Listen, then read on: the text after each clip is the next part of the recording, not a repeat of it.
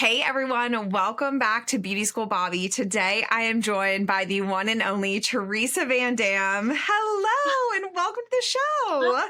Hi, thank you for having me. I'm so excited to be here. So I know most of you watching or listening know Theresa Van Dam from her skits on TikTok. So I'm so excited to talk about your rise to fame, what that has meant for you. And then we're going to catch up about getting to see each other soon at America's Beauty Show. So Yes. I have so much to talk to you about.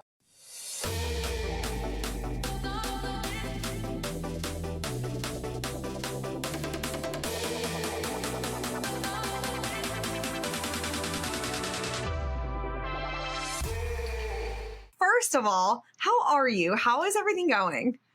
I'm good. Everything's been really good. I'm in deep infertility treatments right now, but everything's been going pretty swimmingly with that. So that's always a good thing. How long have you been doing that? Probably about a year now. Okay. The testing itself takes like a year. Wow. Or more. It's a lot. It's a long process, much longer than I was expecting it to be, I think. Yeah. Have you shared this online and I've just missed it? Yeah, I've shared it. I've shared little bits and pieces. I haven't gone into detail or anything, but yeah. Are you naturally a very open person, or have you had to really come out of your shell to do what you're doing now in front of millions of people? I'm an open book. Are you? I'm a chronic oversharer. Everybody in my life knows everything about me, even the really TMI parts. I didn't have to change anything. Yeah. I'm very open. I love that. And so does everybody else, obviously. You are so famous, which I know is probably weird for you to be oh yeah, that's what I am at this point. But you are. And I've seen you grow over the last few years that we've got to see each other at America's Beauty Show. And it has just been so awesome. I know that one of the first times that you went to America's Beauty Show, you had a large following, obviously. It's grown, I know, since then. But what was that experience like for you going into being around people where people knew you and people were recognizing you? Tell me what that experience was like. The first time was easily the most overwhelming. I was super overwhelmed. I don't think I was expecting that level. I wasn't expecting to be as bombarded as I was. We ended up getting stuck in the lobby for probably 6 hours. It was crazy. Definitely overwhelming. It was a learning curve. And I'm not a huge fan of being the center of attention. Picked the wrong career for that, but I got used to it a lot more by the second time. I kind of knew more what to expect, and then it became a little bit easier there. I knew my boundaries. Mm-hmm. The first year it was I was smiling for so many pictures with so many people that my husband was my photographer, and at one point he was like, your face isn't moving anymore, you're not smiling. And I was like, yes I am. He was like, no you're not. My face muscles hurt so bad. But yeah, by the second time I was like, all right, I know my boundaries. I can't get stuck in the same place for 6 hours. I have to be able to move around. Otherwise I'll be exhausted. Yeah, it's a lot. And it's a lot. It's already being at a hair show is super overstimulating anyways. But then to do it with a ton of people around you where you want to be kind and nice because these are people that follow you and these are people that love you. And so you want to be nice and kind and all of those things. But yeah, we all have our limits of what we can do. Yes. So I'm thankful that you have realized what you need. And I'm so excited about this upcoming year. I seriously me too. Cannot wait. I'm counting down the days. You're teaching a class this year at ABS, correct? Yeah, I'm teaching 2 separate classes. Okay. Yes. What are you going to be teaching? What are you going to be sharing with us at ABS? So I'm going to be doing the same class that I did last year, which was my oil slick class, which is my dark rainbows and stuff like that. And then I'm also teaching an intro to Vivids class. So that's more of the basics, the science behind vivid hair color and stuff like that. That's so exciting. I'm so stoked about it. This is going to be my first time teaching the intro to Vivids class. It's a brand new class. So have people been asking you for that? Yes. Yes. Yeah. Because a lot of people are like, I want to get into Vivids, but I go to your classes and I don't understand a word you're saying. And I'm like, okay, well then I'll have one, it's a little bit more like the science behind it, kind of get you ready to start with Vivids without, before jumping into all of the like super in-depth techniques and stuff. Yeah. Now, I know that some of the other influencers that will be attending our teaching classes as well on like social media stuff, mental health issues, like stuff like that. How did you decide to choose like a technical class? ABS asked me to teach a technical class specifically, but also I'm just more into like hair. Hair is my passion. It's my everything. I love social media, but it's always going to come second to hair for me. Hair is my everything. I absolutely love it. So that's just what I love to teach. It's what I love to do. Your Vivids are wild. Like I know a lot of people see you and know you like from your skits and stuff, but I first found you because of your hair color. Like, I mean, it is absolutely incredible. It's such art. And I love that you've gained a following for being like, doing both of the things that you do so well. But you're seriously so talented.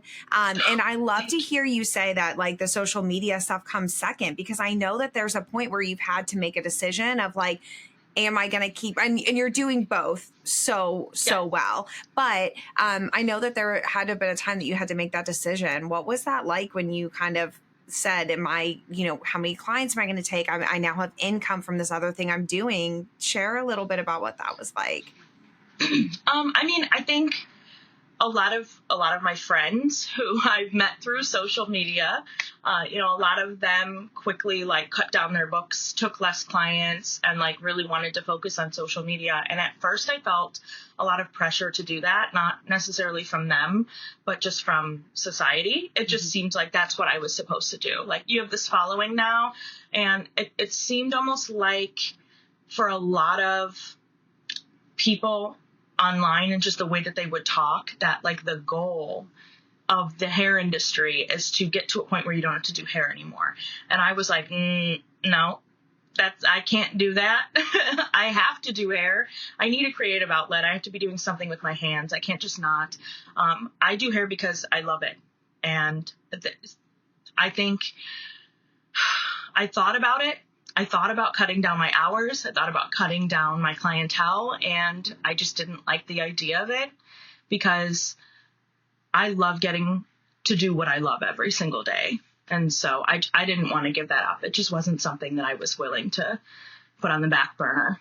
That's such an interesting perspective, because it is one of those things where so many people are trying to gain a following, right? And once you get there being like, okay, well, that's that, and I have that thing, but like you did it. Yeah. And it's but you're still able to be a hairstylist. I think that conversation is probably going to be happening a lot more now. I think you're probably a little bit ahead of the curve. You all together, and I talked about this with Kendra and with Bailey, and when we did our episodes together, but you all were at the forefront of this. So you all were really the first big influencers that weren't like doing like celebrity hairstyling, like doing like real hair, just everyday people. And so there's gonna be, like you said, a learning curve with that, and everybody's handled it a little bit different, which I think is good, because I think you all have to do what works best for you, and what's going to be best for you like long term. And I think everyone's kind of, it feels like right now,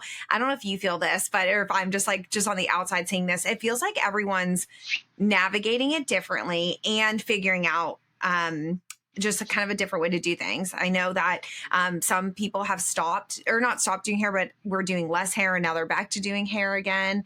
And I think that it's really cool to see you all navigate what's going to work for you.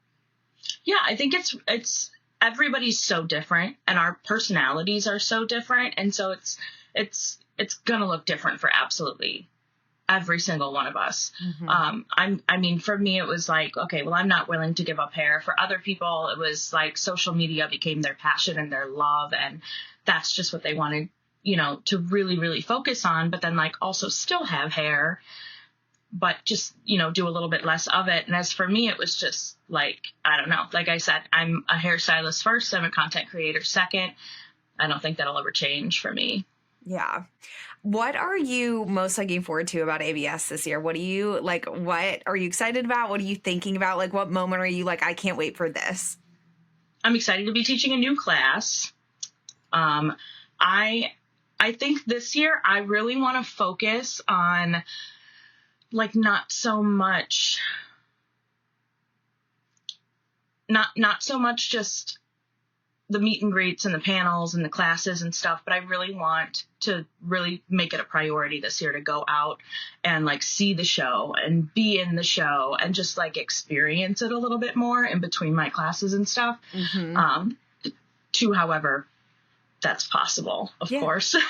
That's easier said than done because sometimes we don't make it very far, but I really want to try to just see a little bit more of the show this year. I feel like I didn't really try that at all last year. In between my classes, we were kind of just like cooped up in places. And I just want to see more of it. Yeah. I'm really excited. We obviously get to be out in it the whole time. And I think that you will have a completely different experience getting to do that, even if it has to be like, hey, love you, get a quick pic, but like, I got to run because I'm going here, like you said, you'll identify those boundaries and figure out, what's going to be best for you. You're so self-aware. And I think that you at least know what you need. And that's 100% like the most important thing. So I want to talk to you a little bit about how you got started in the beauty industry. I mean, you said hair is your passion. You need to be doing something with your hands.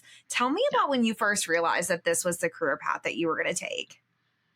So art has always been my thing. I've always loved art. I took a ton of art classes in high school, and I've just always been an artist to some degree. And at first I wanted to go to art school, but there's not a ton of job security in that field. And so my mom was like, why don't you do hair? That's still art. And I was like, I guess. And she convinced me. And I was like, all right, I'll give it a shot. And so I went to beauty school. My first day, I came home and I sobbed to my mom because I was like, I think this is it. I think I'm going to love this. This is going to be amazing. And I was very much right. That's awesome. How long ago did you go to beauty school? I graduated beauty school in 2016. So I started it in 2015. Okay, awesome. And tell me a little bit about what your beauty school experience was like. Was it just so happy to have found your people? Like to find like people that are like you? Is that what it was like? It was, but beauty school is also very brutal. It can be very intimidating, and you have to do a lot of the things that you don't necessarily love or want to specialize in. Like having to do nails and stuff sucked. Having to do facials sucked because I didn't want to do any of that. And girls in beauty school, they could be pretty intense. I feel like I had a generally good experience with it, but there was definitely a lot of just frustrations about getting through those things that I knew I didn't want in my career. Like I didn't care about perms, I didn't care about facials, I didn't care about nails, and it was like it felt long because of that. Were you attracted to Vivids immediately? Like were you like immediately? Okay, yeah, when you got into color you were like, oh, that's what I want. Yes, and I wasn't allowed to do Vivids in beauty school, so I didn't even get like my foot in the door there. Wait, what? We didn't have them. You weren't allowed? Nope, we didn't have them in the school. You couldn't bring them to the school. There was like that was not in the curriculum. You could not touch that. That's the craziest thing I've ever heard. Yeah, it was wild. And which sucked. I knew that's what I wanted to specialize in. I mean, I love color in general, but Vivids was that's really, really where my interest was. And so it sucked that I felt like I really didn't get to like start even dipping my toes into that until I graduated. Was there someone that you looked up to that was doing Vivids? Was there somebody that you were following and you were like, oh, that's what, or like, were you getting your hair done by somebody that was doing that? Or how did you get introduced to it? Doing it on my own hair is what introduced me to it. I would lots of science experiments in my parents' basement, I'll tell you that. Throughout high school and stuff, I always did crazy stuff to my hair. I would experiment with colors. So I had a pretty good handle on like just how Vivids worked in general. I didn't know a lot of the science behind it and stuff like that. But I knew that you had to lighten the hair first before you put the Vivids on. That was about the extent of it. But doing it on myself was what made me think like, oh my God, I would love to do this on other people. I could never find anybody that could do them well on me. Mm-hmm. And I didn't really see a ton of it happening anywhere, to be honest. They really weren't prevalent at that time. Where are you located? Where were you at? The South Chicago suburbs. Okay. So wasn't a ton of like different things going on. Did you? There's still not. Yeah. You're like, I still want more. Are you, when you were experimenting, was there anything, did you ever, like, what was the worst thing that you did to your hair that you were like, I cannot believe I did that? And now, like, you would kill someone if they did it. Oh, I used pink and purple splat, put them all over my hair. And I had remnants of pink and purple for probably like a year and a half. Nobody could get it out. I couldn't get it out. I went to stylists. No one could get that out of my hair because splat is essentially fabric dye. It does not come back out. It's horrible. And that was my biggest mistake. I regretted that a lot. That's how I learned how bad splat was. Nobody told me. I just slapped it all over my head and found out the hard way. Yeah. And now you know. Now I know. Now when someone says like, oh yeah, I have like blue splat all over my hair, I'm like, oh. I don't know. We can try. We'll do a test strand, but I can't promise you anything. Yeah. Now you're, in your videos that you post, you're very honest about everything. You are very open to share your experiences and your feelings, which I think is so amazing. I watched one recently and I was like, I love that you're talking about this. But you shared a video recently where you were talking about it seemed like a child or somebody younger wanting color on their hair. And a parent or guardian or whoever not being supportive of that or not wanting them to, be able to express themselves in that way. And for some reason, there is this idea, and I'm older than you, so I remember even like when I was younger of like hair color being like people judging that, like judging you for having a certain color of hair, which is so crazy to me. But talk to me about what made you want to share that and kind of speak out about that. I mean, I know you have such a heart for people, but talk to me about that specifically. So that's something that's very common.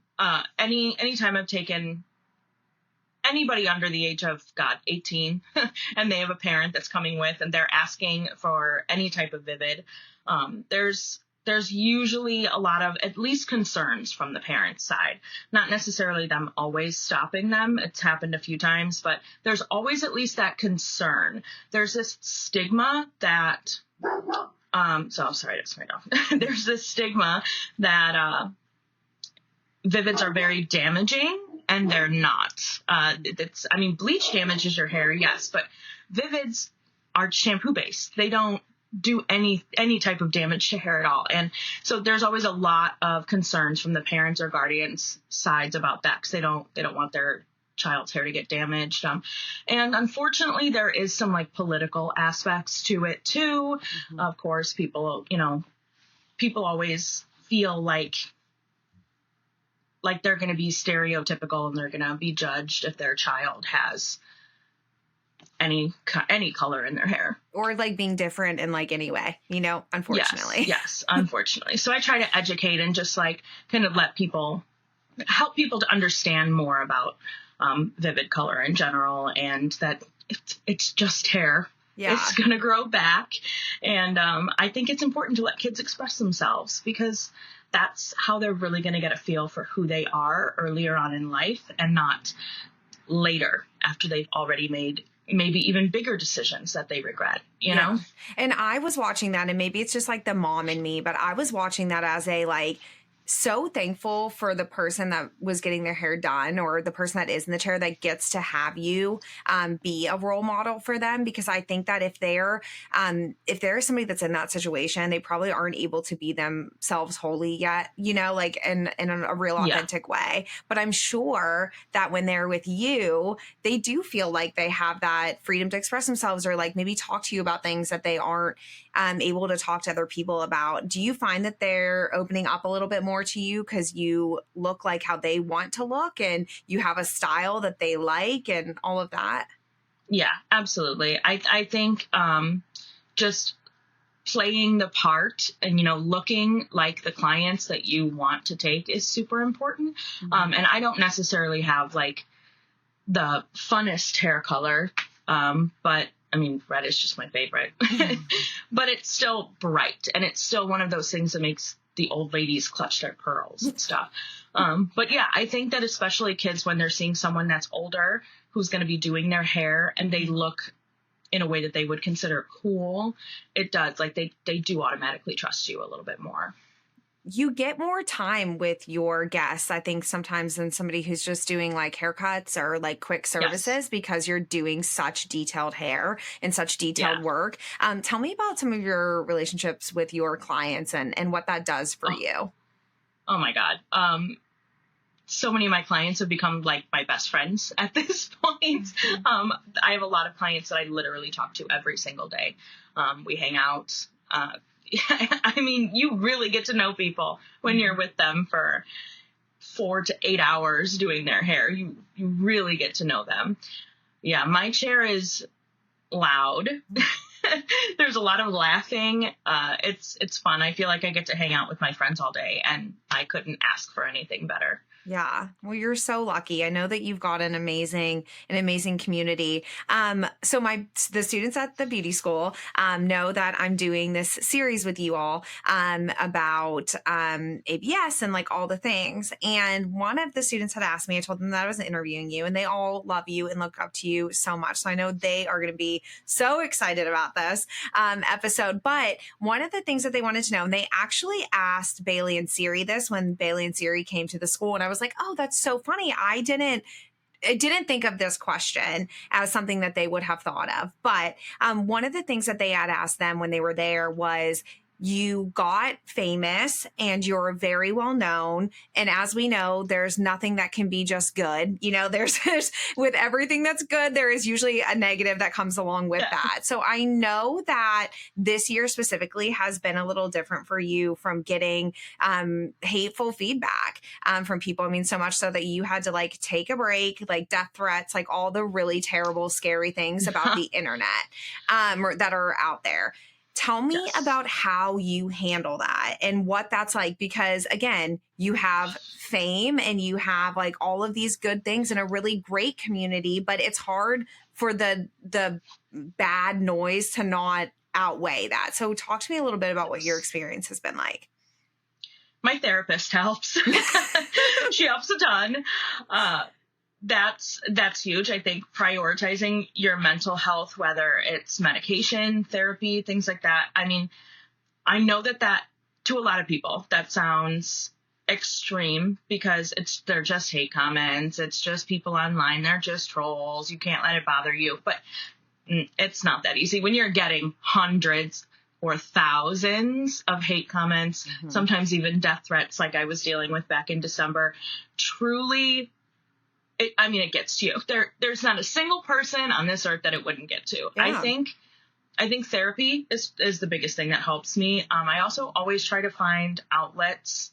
My clients are huge for that. They are amazing. As soon as all of that went down in December, every client that I had that week just came in and like hugged me. They were bringing me stuff, making me gifts and things like that. Having a really good support system around you and people that you can talk to is just so important. You can't keep it bottled in. Even if you don't want to talk about it, you have to with someone. Venting is the best thing for it. That's like another thing of why I think your chair and having your clients still is really important too, because if you're only living online, you're going to have a Yeah. skewed version of what reality is and like how people Yes. really feel. Like I'm sure that kept you really grounded when you're like, okay, I can stay off of this. I'm still going to go in and be here and be present with the people that Yes. love me and the people that really know me, not people online, I'm sure that Yes. that was a big thing. What advice do you have for somebody that is coming into this industry, maybe in beauty school right now, or maybe recently graduated from beauty school? What do you tell people about this, or what do you wish people would know? Oh God, there's so many. The first thing I always tell people is to never sign a non-compete, but I feel like that's a more simple one. Honestly, in order to make it in this career, a lot of people think that you need to have followers and you need to post on social media. And while social media is a great tool and it's awesome to use as free advertising and marketing for yourself, it's not everything. And, if you really want to be a successful hairstylist, numbers aren't everything. And there's just so many people out there right now that are like, oh, you're like my idol. I want to be just like you. I want to get like a ton of followers. And that's why I'm going to beauty school. And I'm like, well, so those two things don't actually have anything to do with each other, and I think it's just really important to not forget your passion. If you really want to be successful in this industry, you really need to have a passion for hair, nails, just beauty in general, whatever side of the beauty industry you're going into. Yeah, it is becoming, I mean, it's one of those things too, where like, and I've heard in elementary schools and stuff, like the number one, like, what do you want to be when you grow up now has changed to, I want to be a YouTuber and I want to be whatever. And I think it's so important. What you said is so perfect, because it is that you have to have passion first. I really feel like the inauthenticity of people, like you can see it online when it's not real. Okay.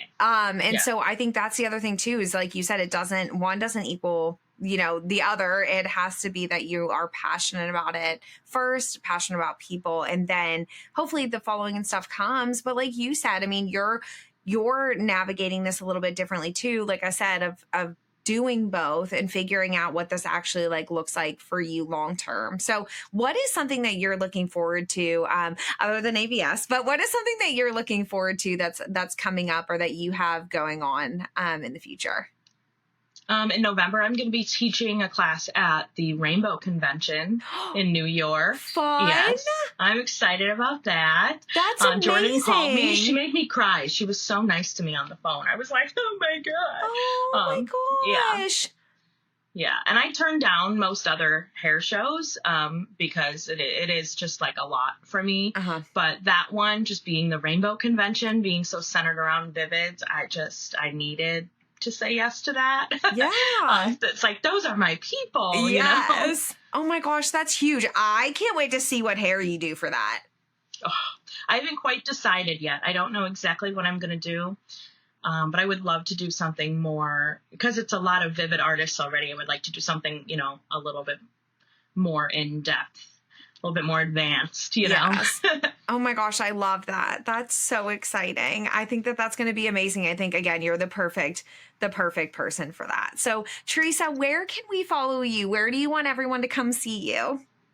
You can follow me on TikTok, YouTube, Instagram, and Facebook. I have the same handle pretty much everywhere. My Facebook is just my name though. TikTok is my main platform, and I hope that it doesn't go away, because I think I'll always love TikTok, regardless of the good, the bad, and the ugly. Yes. Well, thank you so much for taking time for us today. I know you are so busy, so I'm so thankful that you made time, and I can't wait to see you at the show. And I know if people haven't got their tickets yet, they can still get tickets to come to your classes. I've been giving a little disclaimer of something that I know kind of happened last year. I know that people are lining up for your classes. You all have like packed classrooms. So I've been giving the little hint of like, get there early, make sure that you get your spot a little bit ahead of time. Yes. Because they will kick you out if there's not enough room. Yes. They do start escorting people away. Yeah. Yes. So I can't wait to see you. I'm so excited to see you. I'm going to give you the biggest hug, and I can't wait to just all be together again. But thank you all for watching. Thank you for listening. If you are watching on YouTube, make sure you like and subscribe. If you are listening as a podcast, make sure that you give us a 5-star review, and make sure you catch us on Beauty and Style Network. Thank you so much, Theresa. Thank you for having me. It's always a pleasure. All right. Bye. Bye.